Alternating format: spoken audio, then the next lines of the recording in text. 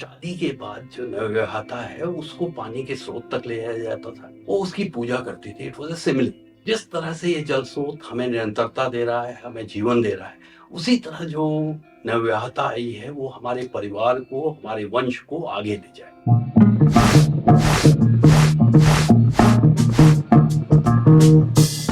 नमस्कार दोस्तों। भूविज्ञान का एक प्रिंसिपल है, present is the key to the past, कि आज जो हो रहा है वैसा ही पूर्व में भी होता रहा होगा। सभी नेचुरल प्रोसेसेस को हम इसी सिद्धांत के आधार पे समझते हैं। नदी आज काट रही है तो विगत में भी कटाव कर रही होगी। नदी आज कुछ स्थानों पे डिपॉजिट कर रही है तो विगत में भी इस तरह डिपॉजिट करती रही होगी।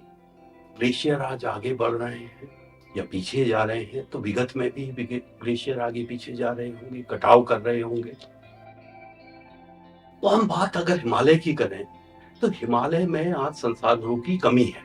वो रहने लायक जगह हो सकती है, खेती की जगह हो सकती है, प्राकृतिक संसाधन हो सकते हैं, पानी हो सकता है। इन सब चीजों की आज हिमालयी क्षेत्र में कमी है। बहुतायत में या प्रचुर मात्रा में ये सभी संसाधन उपलब्ध नहीं है। ऐसे में एक प्रश्न का उठना एकदम स्वाभाविक है कि आखिर लोग इतनी दुर्गम जगहों पे बसे क्या? ऐसे क्या कारण थे कि वो ऐसे स्थानों पे बसे जहां संसाधन सीमित है? उस समय नीचे तराई में, भाबर में जगहें बहुत खाली थी। अगर यहाँ उत्तराखंड की बात करें कि पूरा का पूरा तराई भाबर का जो इलाका है वो आजादी के बाद बसा है। उससे पहले उसमें जंगल हुआ करते थे। तो वो तराई भाबर का सुरक्षित स्थान छोड़कर पहाड़ों में, दुर्गम स्थानों में बसने के लिए क्यों गए? ये एक स्वाभाविक प्रश्न है। फिर हमने कहा कि present is the key to the past.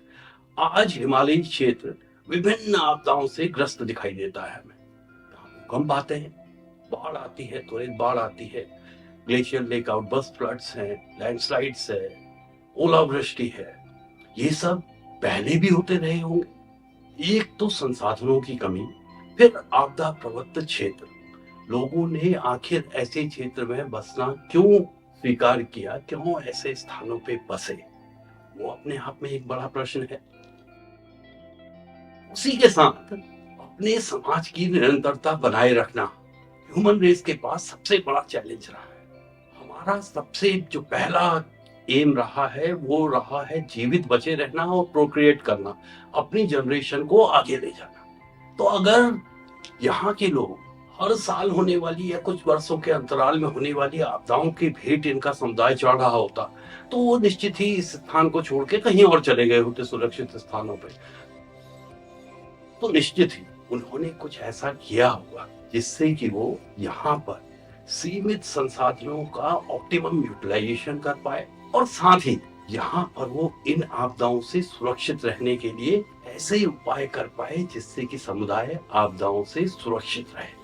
इन विधियों को एक पीढ़ी से दूसरी पीढ़ी तक ले गए। वो किस तरह से ले गए, कैसे ले गए, वो हम आगे बात करेंगे। उन्होंने इंश्योर किया कि उनके बनाए हुए रूल्स जो हैं वो लोग फॉलो करें, रिलीजियसली फॉलो करें। उसके लिए उन्होंने किस तरह के उपाय किए उसकी हम बात करेंगे। तो सबसे पहले हम बात करते हैं संसाधनों की, जिसमें सबसे पहले आता है पानी। पानी के बिना जीवन की कल्पना कर पाना संभव नहीं है। और इस बात को आप इस बात से सहज ही समझ सकते हैं कि जब हम चंद्रमा में या दूसरे ग्रहों में जीवन के लक्षण ढूंढ रहे हैं तो सबसे पहले हमारा जो टारगेट है वो है कि पानी ढूंढना, क्योंकि हमारा मानना है कि अगर पानी होगा तो जीवन होने की संभावनाएं बढ़ जाएंगी। वो हमारा प्रॉक्सी इंडिकेटर है। और अगर हम इस पृथ्वी पे जीवन की उत्पत्ति की बात करें तो जीवन भी वहीं पे उत्पन्न हुआ।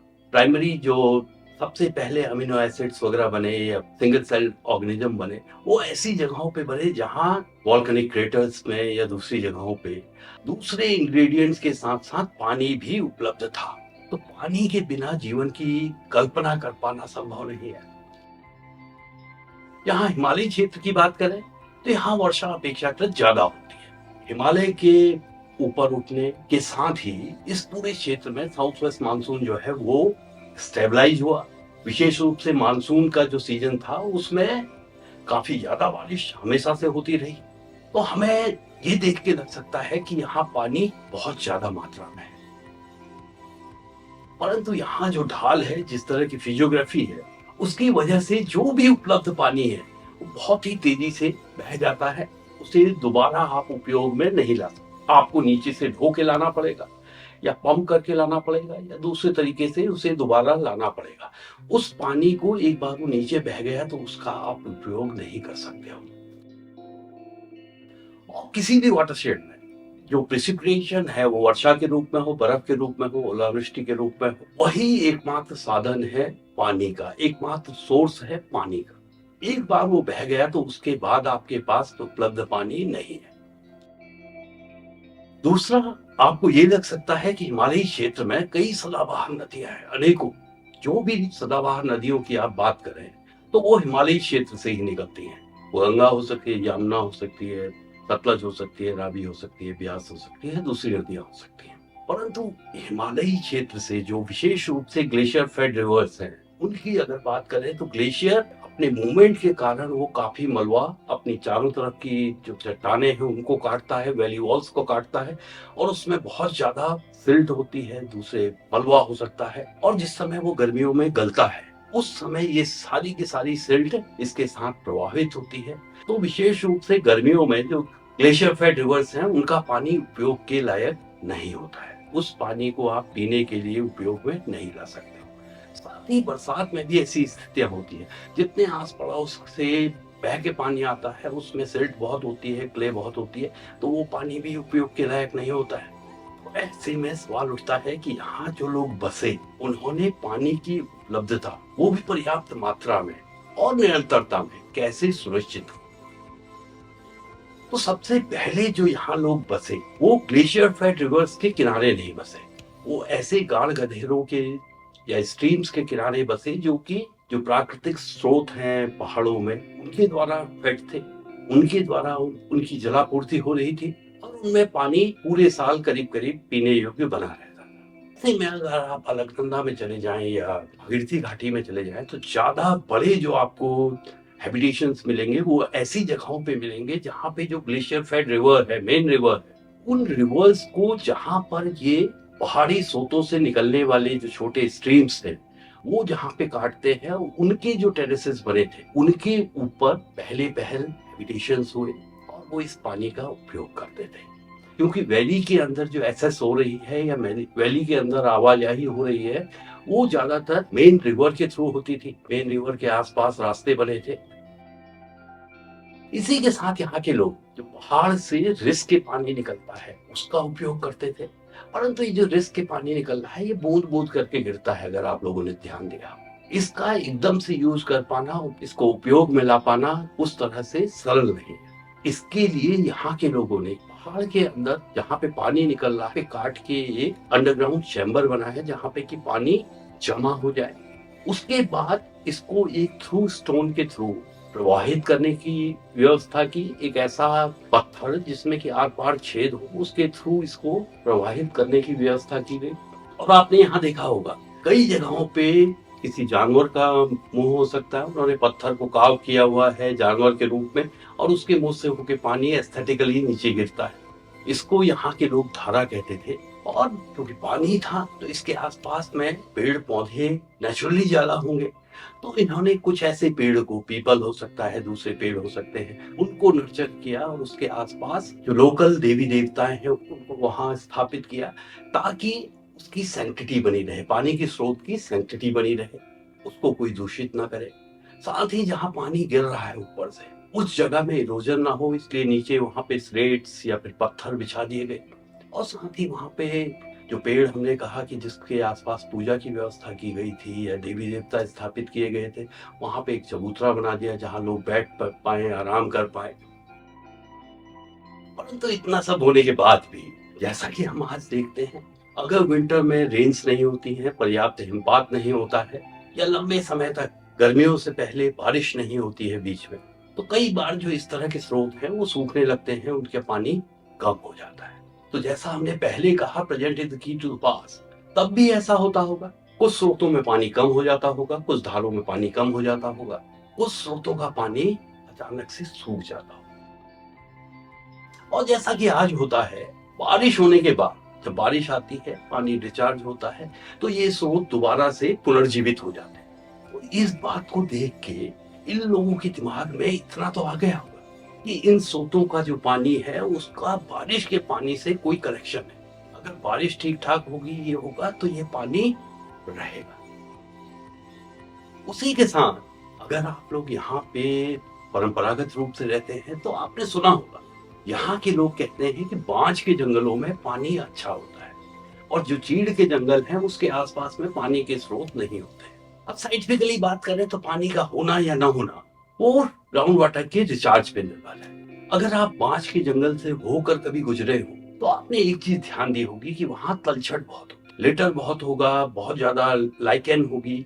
नीचे चलते हुए आपको स्पंज का सा एहसास होगा, ऐसा लगेगा कि आप स्पंज के ऊपर चल रहे हैं। तो ये जो लाइकेन की और जो ये लिटर की परत है, जब बारिश होती है, क्योंकि बारिश में पानी जमीन के अंदर जाए, उसकी पहली बड़ी शर्त यह है कि पानी जितनी देर ऊंचे स्थानों पे और जितनी देर तक रुकेगा उतना ज्यादा पानी रिचार्ज होगा। और पहाड़ों में पानी को ऊंचे स्थानों पे रोक पाना अपने आप में बहुत कठिन शर्त है और इस शर्त को बांज का जंगल पूरा करता है। वहां पे क्योंकि लिटर बहुत ज्यादा है, ये स्पंजी है, तो ये पानी को जज्ब कर लेता है, सोख लेता है और धीरे धीरे छोड़ता है, जो कि ग्राउंड के अंदर प्रभावित होता है। तो यहाँ के लोगों ने भी इन सब चीजों को एक्सपीरियंस किया होगा। तो उनके दिमाग में एक बात बैठ गई कि अगर वानस्पतिक आवरण ज्यादा है, अगर फॉरेस्ट कवर अच्छा है, तो नीचे पानी अच्छा रहेगा, जो हमारे स्रोते हैं वो सदाबहार रहेंगे, उनकी प्रोडक्टिविटी अच्छी रहेगी, वो ज्यादा पानी देते रहेंगे। तो ऐसे में इन लोगों ने पहाड़ के ऊपर के जो जंगल थे वो देवी देवताओं को समर्पित करने शुरू कर दिए, लोकल डेटीज को नाम पे समर्पित करने शुरू किए। उनके मैनेजमेंट के लिए उन्होंने अलग से रूल्स बनाए। कहीं पे देवी देवताओं के जंगल थे, उनको रोटेशन में लॉक किया जाता था। कहीं पर उनसे आप प्रोडक्ट ला सकते हैं, परंतु आपको उसके लिए बलि देनी होगी या कुछ भोज देना होगा, ताकि हर कोई न लाए। जब जरूरत हो और बहुत आवश्यक हो तभी यहाँ से रिसोर्सेज लिए जाए। कई जगहों पे आप रिसोर्सेज तो ला सकते हैं, पर उसके लिए इम्प्लीमेंट्स यूज नहीं कर सकते।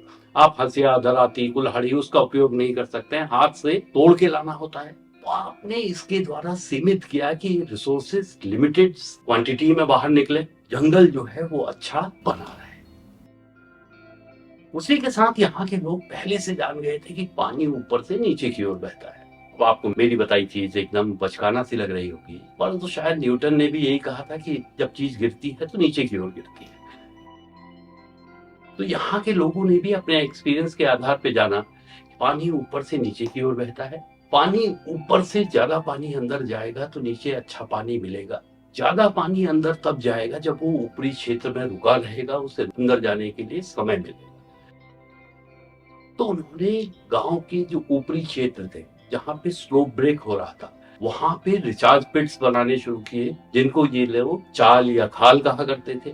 और ये क्योंकि ऊपर जो चारागाह वाले क्षेत्र थे वहां पर थे, ये जो जानवर चरने के लिए जाते थे उनके लिए भी पानी हो जाता था। उसी के साथ इससे ग्राउंड वाटर रिचार्ज भी बढ़ता था। मगर ये लोग इतने से संतुष्ट नहीं थे। उन्होंने कहा इस सबसे तो अनिश्चितता जो है वो बनी रहती है। वो जान गए थे कि पानी ऊपर से नीचे बहता है और कुछ जो फेवरेबल पॉइंट्स है वहां पे निकलता है। जितना पानी अंदर जाएगा उतना ही ज्यादा पानी बाहर निकलेगा। पानी जितनी देर ऊपर रहेगा उतना ज्यादा जमीन के अंदर जाएगा। तो उनको एक बात समझ में आ गई कि ऊपर से जो पानी जा रहा है कुछ फेवरेबल प्लेसेस पे ये बाहर निकल रहा है, और जिस स्थान पे ये पानी दिखाई नहीं दे रहा है वहां पे ये जमीन के अंदर हो। इससे उन्हें जो ग्राउंड वाटर की एग्जिस्टेंस है उसका पता चला। तो इसके साथ इन लोगों ने शैलो डगवेल्स हैं वो बनाने शुरू किए, जिसको यहाँ के लोग नौला कहते हैं। ये एक स्क्वायर सा संरचना है जिसमें चारों ओर स्टेयरकेस रहती है, सीढ़ियां रहती हैं, नीचे की ओर जाती है। स्क्वायर रहता है, 6-7-8 फीट का हो सकता है, उससे बड़ा हो सकता है, छोटा भी हो सकता है। इसमें चारों ओर से जो पानी इकट्ठा होता है या रिस के आता है वो जमा होता है। इसका पानी खराब ना हो इसके लिए इसके ऊपर छत रहती है ताकि प्रदूषण ना हो। पानी को उपयोग करने के लिए दूसरी चीजों के लिए वहां पे व्यवस्था रहती है। और यहाँ पे पारंपरिक रूप से पूजा अर्चना की व्यवस्था रहती है। कुछ परंपरागत देवी देवताओं को यहाँ पे स्थापित किया जाता है और लोग इसकी नियमित रूप से रखरखाव किया करते थे, इसकी देखरेख किया करते थे ताकि ये सदाबहार बना रहे। अब ऐसा नहीं है कि शैलो डेगवेल खोदना बड़ा सरल हो। हर जगह खोद के ना आज देखा जा सकता है, ना पहले देखा जा सकता था।